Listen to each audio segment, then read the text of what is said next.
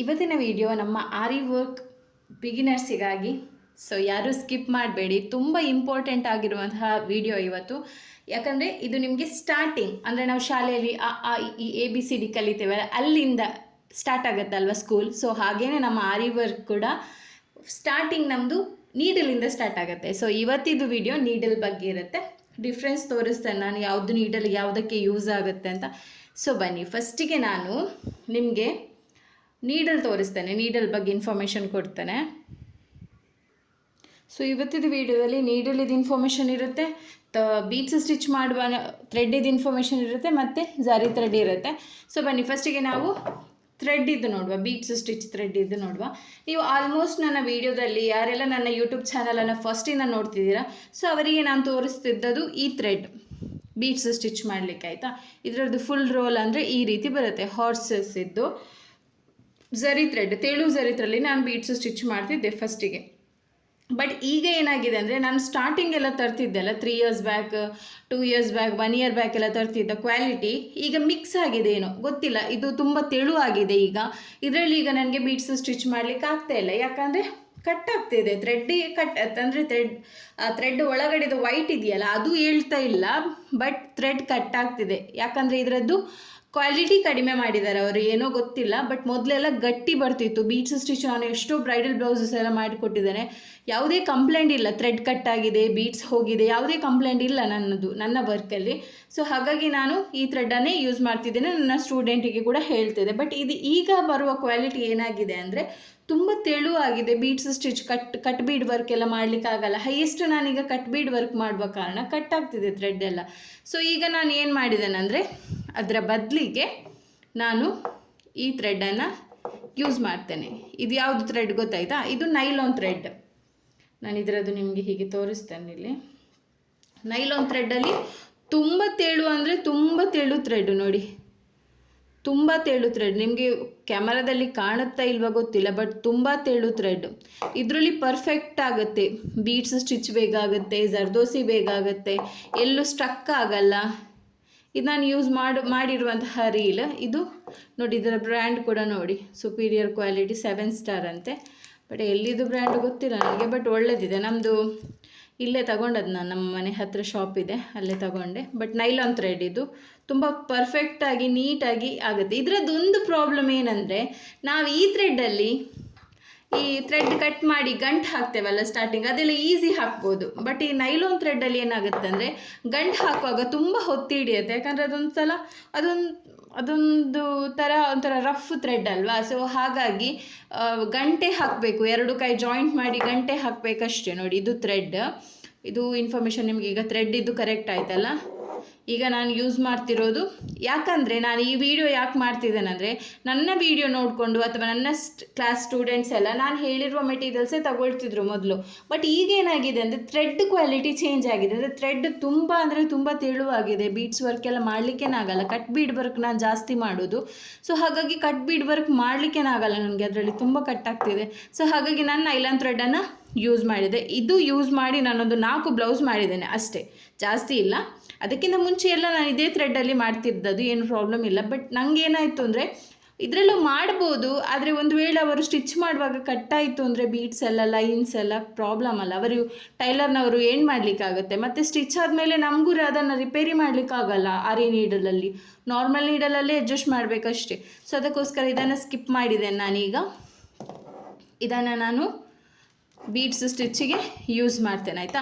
ಇದನ್ನು ಯೂಸ್ ಮಾಡ್ಬೋದು ಯಾವಾಗ ಗೊತ್ತಾ, ನಾರ್ಮಲ್ ಥ್ರೆಡ್ಡಿಗೆ ಒಂದು 8 ರಿಂದ 12 ಎಳೆ ದಾರ ಹಾಕ್ಕೊಂಡು, ಈ ಗೋಲ್ಡನ್ ಕಲರ್ ಥ್ರೆಡ್ಡಲ್ಲಿ ನಿಮಗೆ ಜರ್ದೋಸಿ ಫಿನಿಶಿಂಗಲ್ಲಿ ಫ್ರೆಂಚ್ ನಾಟ್ ಎಲ್ಲ ಹಾಕ್ತಾರೆ, ಗೊತ್ತಾಯ್ತಾ. ಗೋಲ್ಡನ್ ಕಲರ್ ಕಾಣುತ್ತೆ ಫ್ರೆಂಚ್ ನಾಟ್.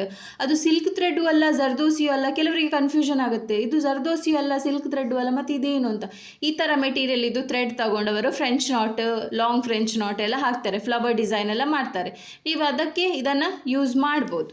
ಓಕೆ, ಇದೀಗ 2 ಥ್ರೆಡ್ ಇದು ಡಿಫ್ರೆನ್ಸ್ ಆಯಿತು.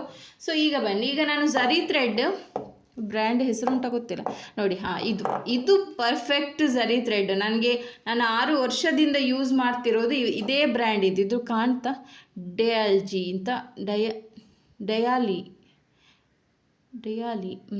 ಅವರದ್ದು 754.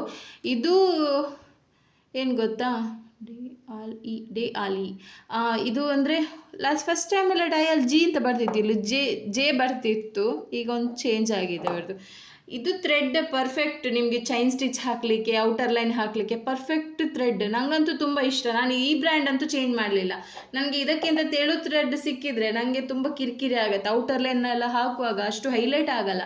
ನಾನು ಇದರಲ್ಲೇ ಔಟರ್ ಲೈನ್ ಎಲ್ಲ ಹಾಕೋದು. ಈ ಫ್ಲವರ್ಸಿಗೆ ಸಿಲ್ಕ್ ಥ್ರೆಡ್ಡಲ್ಲೆಲ್ಲ ಮಾಡಿದ್ದಾದಮೇಲೆ ಔಟರ್ ಲೈನ್ ಎಲ್ಲ ಹಾಕೋದು ಇದೇ ಥ್ರೆಡ್ಡಲ್ಲಿ. ತುಂಬ ಪರ್ಫೆಕ್ಟಾಗಿ ಬರುತ್ತೆ. ಚೈನ್ ಸ್ಟಿಚ್ಚು ಕೂಡ ಅಷ್ಟೇ, ಒಂದು 2-3 ಲೈನ್ ಚೈನ್ ಸ್ಟಿಚ್ ಹಾಕಿದರೆ ತುಂಬ ದಪ್ಪ ಕಾಣುತ್ತೆ ಈ ಥ್ರೆಡ್.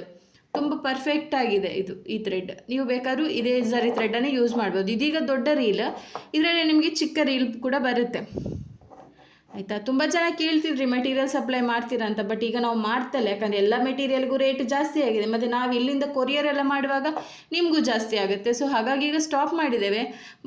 ಪ್ಲ್ಯಾನ್ ಇದೆ ಮೆಟೀರಿಯಲ್ಸ್ ಇದು ಮಾಡಬೇಕು. ಯಾವುದಂದರೆ ಈ ನಾರ್ಮಲ್ ಬೀಡ್ಸಲ್ಲೆಲ್ಲ ಕಟ್ ಬೀಡ್ಸ್, ಅದರಲ್ಲಿ ಕಲರ್ ಬೀಡ್ಸ್, ಈ ಆ್ಯಂಟಿಕ್ ಸ್ಟೋನ್ಸ್ ಅದೆಲ್ಲ ಆ ಟೈಪ್ ಸ್ವಲ್ಪ ವೆರೈಟಿ ಇರೋದು ಮಾಡಬೇಕು ಅಂತಿದೆ, ಆಯಿತಾ. ಇದೀಗ ಈ ಥ್ರೆಡ್ಡಿದ್ದು ಇನ್ಫಾರ್ಮೇಷನ್ ಆಯಿತು, ಝರಿ ಥ್ರೆಡ್ಡಿದ್ದು. ಬನ್ನಿ ಈಗ ಲಾಸ್ಟಿಗೆ ನಾವು ನಮ್ಮದು ಫೇವ್ರೆಟ್ ಸಬ್ಜೆಕ್ಟ್ ನೀಡಲ್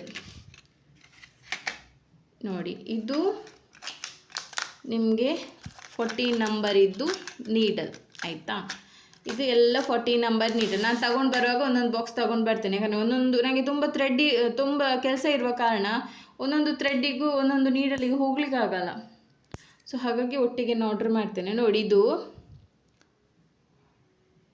ನಂದಿದು ಏನೋ ಗೊತ್ತಿಲ್ಲ, ಒಂದು ಹಾಳಾದಾಗೆ ಆಗಿದೆ ಫಿಂಗರಿದ್ದು ನೈಲ್.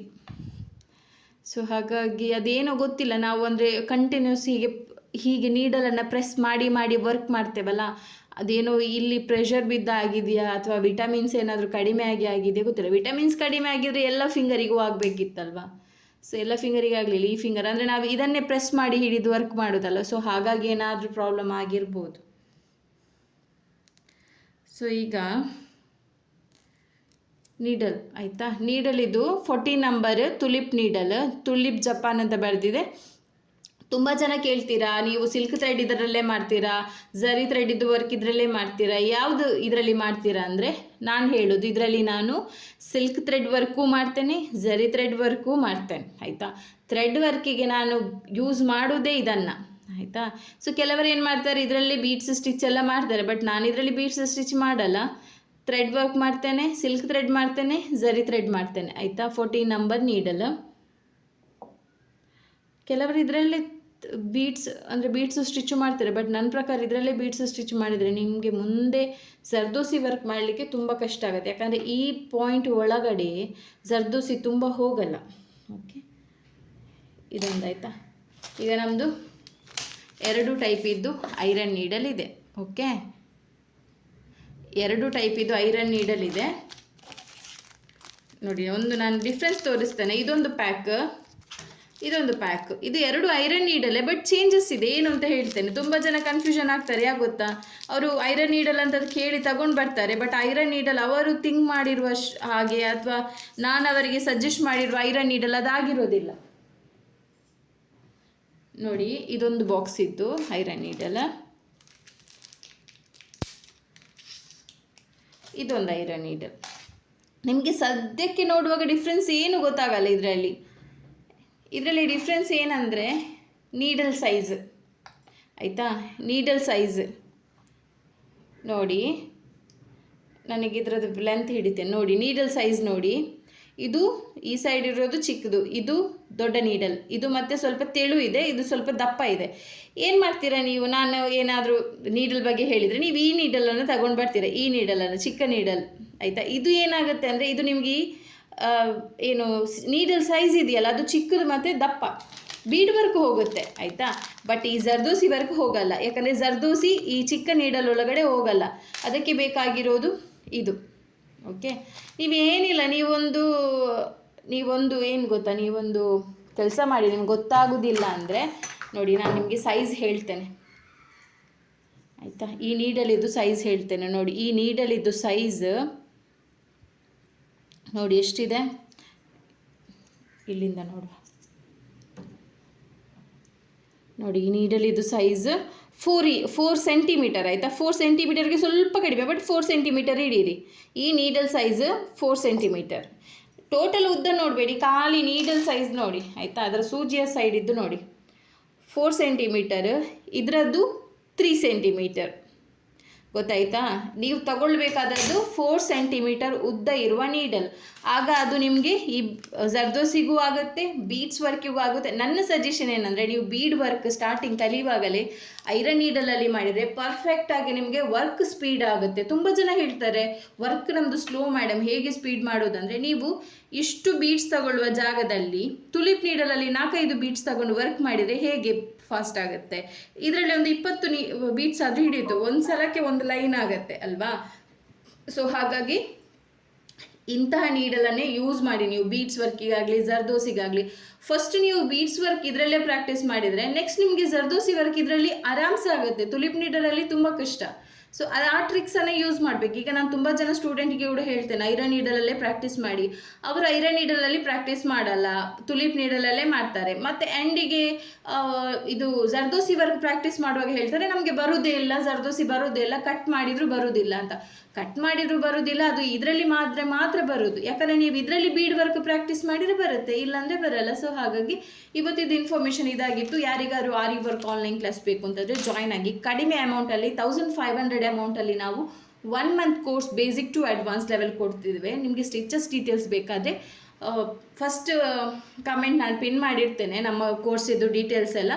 ಸೊ ಅದರಲ್ಲಿ ನೀವು ಹೋಗಿ ಆ ನಂಬರಿಗೆ ಕಾಲ್ ಅಥವಾ ಮೆಸೇಜ್ ಮಾಡ್ಬೋದು. Thank you.